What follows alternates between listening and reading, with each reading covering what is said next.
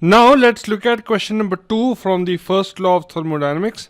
It says a fluid is confined in a cylinder by a spring-loaded frictionless piston so that the pressure in the fluid is a linear function of the volume. And this is how it is related, that is P is equal to A plus BV, where B and A are arbitrary constants. The internal energy of the fluid is given by the relation U is equal to 34 plus 3.15 into P into V.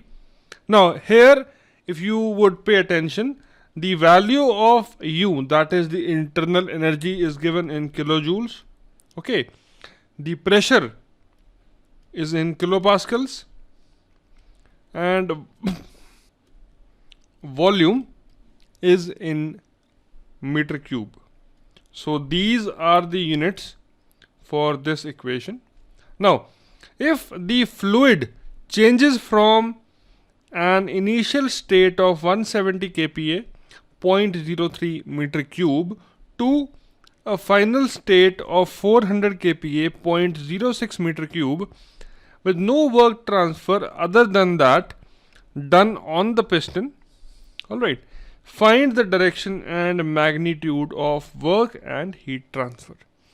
Now, how to do this question? A very confusing state of mind arises when you see that with an increase in pressure, there is also an increase in the volume. Now that is something contrary to what we have learned in the previous videos or in our previous classes, that P is inversely proportional to V. Okay, so as pressure increases, the volume has to drop. Now this is what we have learned. But here it is given to us that pressure in the fluid is a linear function of the volume. So it is a perfectly normal scenario in this particular equation. So we will not go into that detail that why is it increasing. It is given to us that P is proportional to volume. That's it. And it is related as a straight line, which is P is equal to A plus B into V, which is given to us. So as the pressure will increase, the volume will also go up. So it's a very commonly confusing state of mind that would arise in almost any student. Now it's a process that is happening because you have P1 as 170 kPa, you have V1 as 0.03 meter cube, then you have P2 as how much kPa? It is 400 kPa, and then we have V2 as 0.06 kPa, not kPa but meter cube. Alright, so this is state 1 and this is state 2. Now the system is going from state 1 to state 2, and we need to find out that what is the heat that is transferred from going from 1 to 2, and what is the work that is done or received in going from state 1 to state 2. So it is a process. This means that the mathematical law that would be applicable here would be the first law of thermodynamics, and that is delta Q, or you can say Q1 to 2 is equal to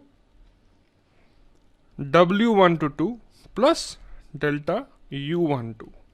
So this is the equation that we will use. Now the relation of the internal energy is U is equal to, that is 34 plus 3.15 P into V. Now for delta U12, I'll have to find out U2 minus U1, that is the final minus the initial, and that would give me 34 plus 3.15 into P2V2 minus 34 plus 3.15 into P1V1.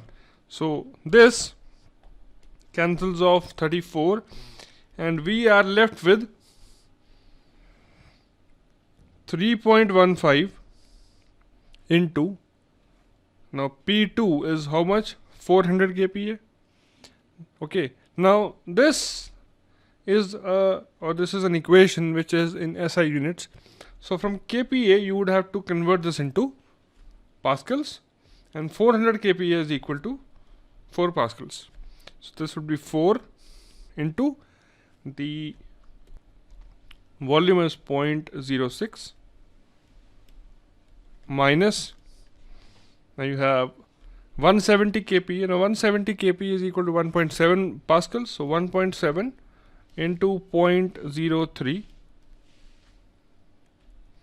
So now when we calculate this part with the help of a scientific calci, I would get delta U as 59.5 kilojoules. So this is a value that is worth noting for this equation or for this question. Now we have got this. Let's find out the work done. Now work done is W12, which is in going from 1 to 2. We'll be integrating with respect to V, so you'll have PdV, isn't it? So I don't have a relation, or I don't have a single value of P. I have a relation between P and V, and that is P is equal to A plus BV. I don't know the value of A and B, because if I put this value of P in this integral, I need the value of these constants. So for that I will have to use these two states and this equation. So I'll write down 170, which is the value of P1, is equal to A plus the value of V is 0.03 into B. So this can be taken as equation 1, and then you have 400 is equal to A plus 0.06 B, and this would be your equation number 2. So when you solve these two equations simultaneously, you would get the value for A as minus 60 kilonewtons per meter square, and the value of B would come about to be 7667 kilonewtons per meter square. So this is what you get in terms of A and B. So if you put this value of A and B in this equation, you would get W12 is equal to integral V1 to V2. Now the value of P is this, so I'll have minus 60 plus 7667 into V into dV. Now when you solve this, you would get minus 60 into V2 minus V1 plus 7667 into V2 square minus V1 square by 2. So that is what you would get. Now the value of V1 is how much? It is 0.03, and the value for V2 it is 0.06. So when you put in these values in these places, the value of work done in going from 1 to 2, that would come about to be 8.55 kilojoules. Now this is a positive work.